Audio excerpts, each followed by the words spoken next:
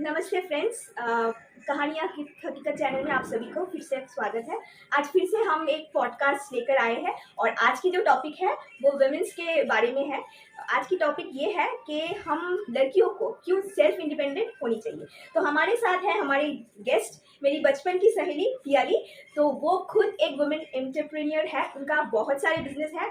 एक business garments का है, तो उसके बारे में कुछ बताओ।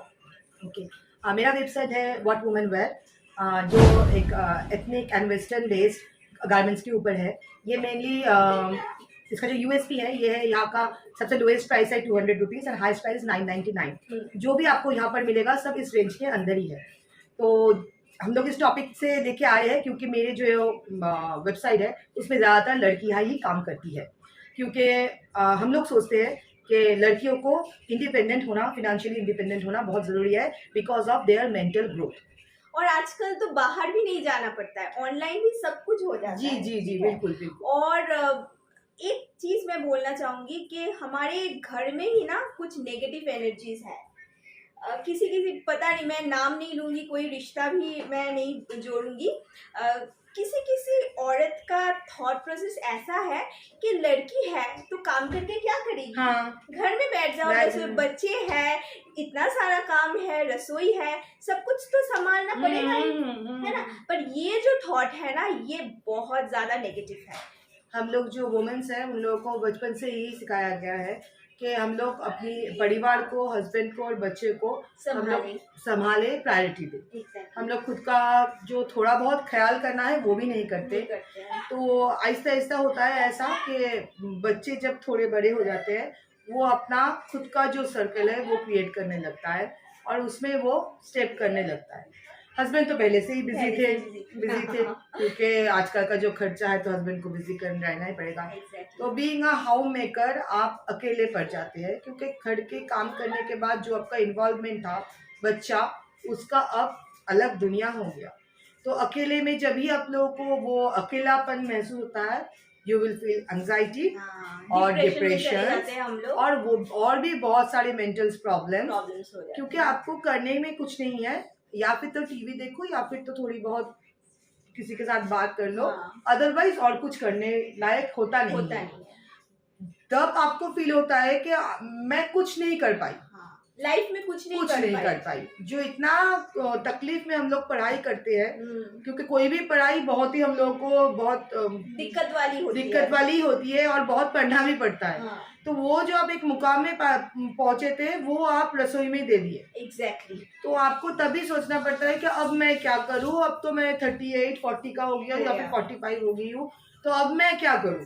अब तो मुझे कुछ करना भी नहीं पसंद आता है, कुछ मुझे सोचना भी नहीं पसंद है। हाय कोई भी कुछ बोल दे कि ये कर लो वो कर लो, तब भी हम लोग को डर लगता है कि नहीं बाबा ये तो नहीं हो। लेकिन ऐसा नहीं है।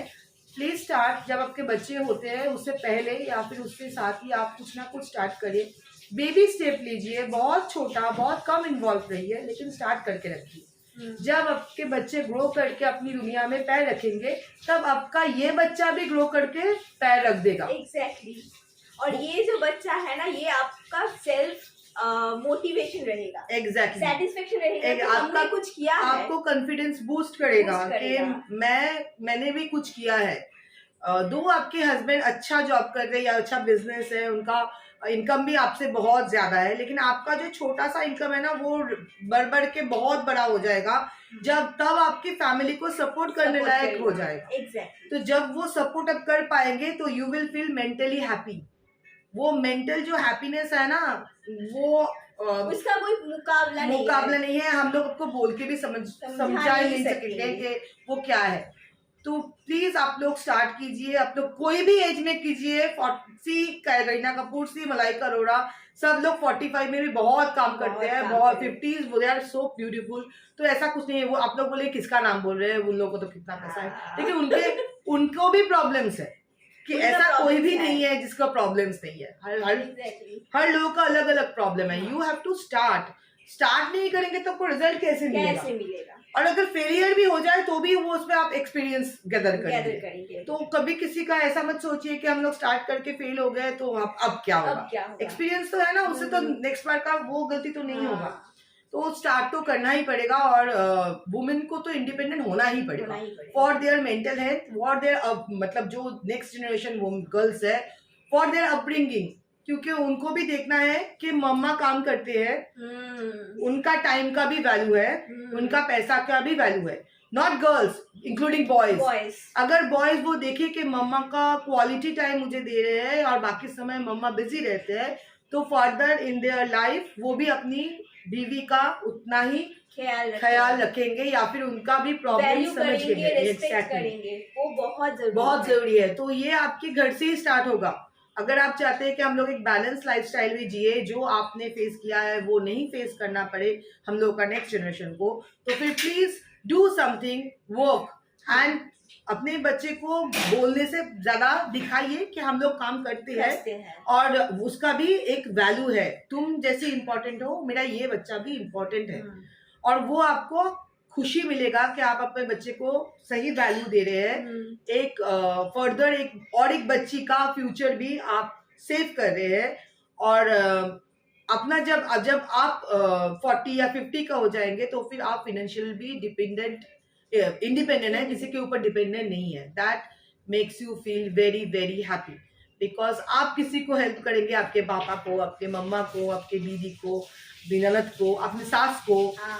वो जो खुशी है तो कांट से कि वो एक्सप्रेस नहीं कर सके। तो प्लीज काम कीजिए। और एक विनती है, जो पर्सन बहुत सारे हम लोग का डीएसएलआर बहन है जो बहुत कुछ करते हैं, कोशिश कर रहे हैं कुछ करने के लिए, उन लोगों को सपोर्ट कीजिए। और सपोर्ट अगर नहीं भी कर पाए प्लीज डिमोरलाइज मत कीजिए, क्योंकि वो लोग बहुत कोशिश करके चाह रहे हैं कि उसके पैर में खड़े होए और लोगों को एक सपोर्ट सिस्टम तैयार करने के लिए। तो एनकरेज देम, जितना आप उन लोगों को एनकरेज करेंगे उतना हम लोगों की सोसाइटी के लिए भी अच्छा बहुत है।